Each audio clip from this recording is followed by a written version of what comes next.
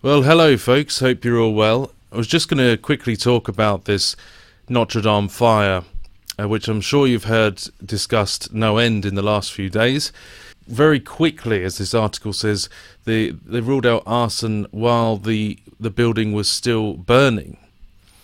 And, you know, the fact it happened on the Catholic Holy Week and all of these things, but...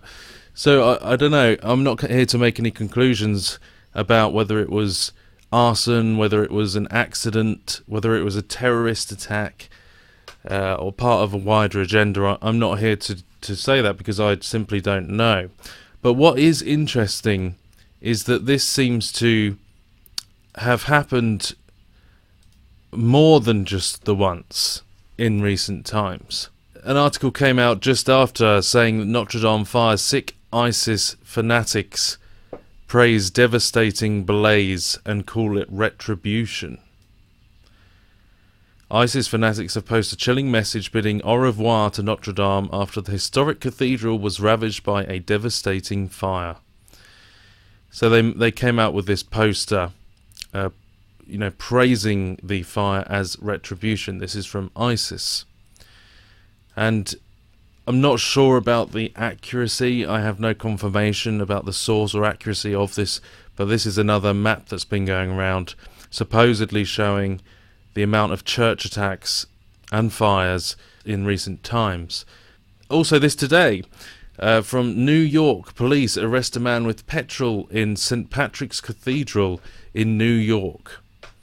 He claimed to have been walking through the cathedral with the gasoline, trying to make his way to his car, but took a shortcut through the cathedral. That was 8 hours ago. That's today. So another story. And thanks to the team at Run to Christ, they have investigated this just briefly, and they've found an interesting pattern, at least, of a lot of church fires, arson attacks just in the last few months, and these ones are taken from the United Kingdom. Blackburn fire, town's oldest church gutted by blaze near city centre shops. A massive fire engulfed a 230-year-old church in the heart of Blackburn and destroyed part of the historic building. That's in the UK, and this is from Wednesday, April the 3rd, 2019, so very, very recently. And look at this. Third suspicious fire in Roseneath area destroys historic Anglican church. April the 10th, 2019. Third suspicious fire. A fire Tuesday night destroyed St James's Anglican Church in the village of Roseneath. The cause of the fire is deemed suspicious, the third such fire in the area in the last month. The area is about 50 kilometres south of Peterborough. Crazy. Another story here. Firefighters have been tackling a well-developed blaze at a church building.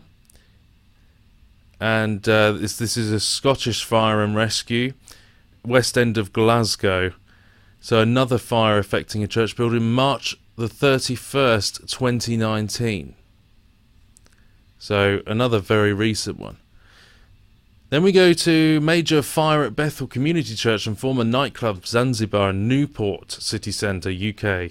This is in June 2018. Large fire. Bethel Community Church is also ablaze. Firefighters called to Rainford Parish Church after arson, 25th of January this year. This is in the UK. And All Saints Church, Rainford. Window at the church was also smashed.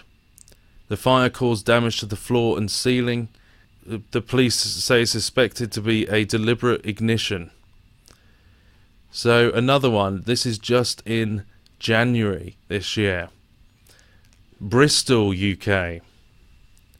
April 2019, this month. Bristol church destroyed by arsonists set to rise from the ashes as an event space for the city. Same kind of thing that was said about Notre Dame, about the rising from the ashes. It's one of the oldest churches in the city and has been closed since 2009. So, you see a pattern developing here. even if it's not, these aren't all related. It's just an interesting pattern, and it's not really been covered by the mainstream media that there is this pattern.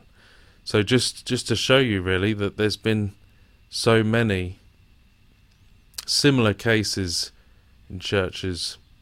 23rd of December 2018, Prestwick Church, fire treated as suspected arson.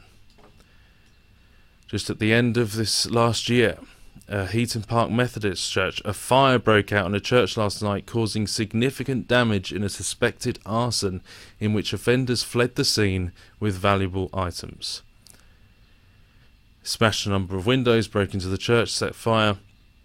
Let's carry on. Emergency crews thank public for support during large church fire in Royston, December the 10th, 2018. Saying a big thank you for overwhelming public support during their time spent tackling a church fire in North Hertfordshire. Crews were called to St John the Baptist Church in Royston in the early hours of Sunday morning, December the 9th. There we go. An investigation is now underway into the cause of the blaze, which police are treating as arson. No one was hurt during the incident. And last one we're going to look at here in Cornwall, UK, suspicious fire at church in Penzance. When was this? 26th of November 2018. Police are investigating a suspicious fire at a church in Penzance. Firefighters were called to St Mary's Church on Chapel Street in the early hours of Saturday morning. No one was hurt, but officers are treating the blaze as suspected arson. Very similar stories each time of arson, and that it wasn't, no one was hurt, but these are arson attacks and smash windows.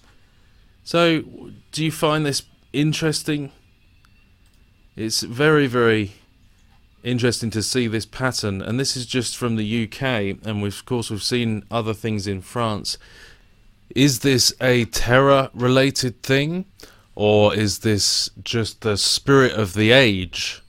That there's a lot of anti-Christian sentiment and there's a lot of rebellion in society? Is that more what this is? Is this religious provocation?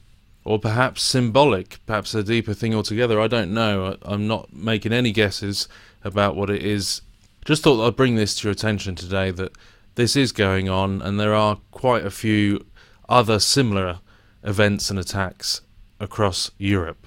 Are we seeing some kind of judgment beginning at the house of God? I don't know. Take care of yourselves, and thank you for listening. Be at peace in the Lord Jesus Christ through whatever happens in this world. It's we have that comfort and we know that hope, and try not to be too distracted by the events that this world has. It's because we know where we're going, we know our hope is in heaven, and that we are safe in his arms. So God bless you, and take care.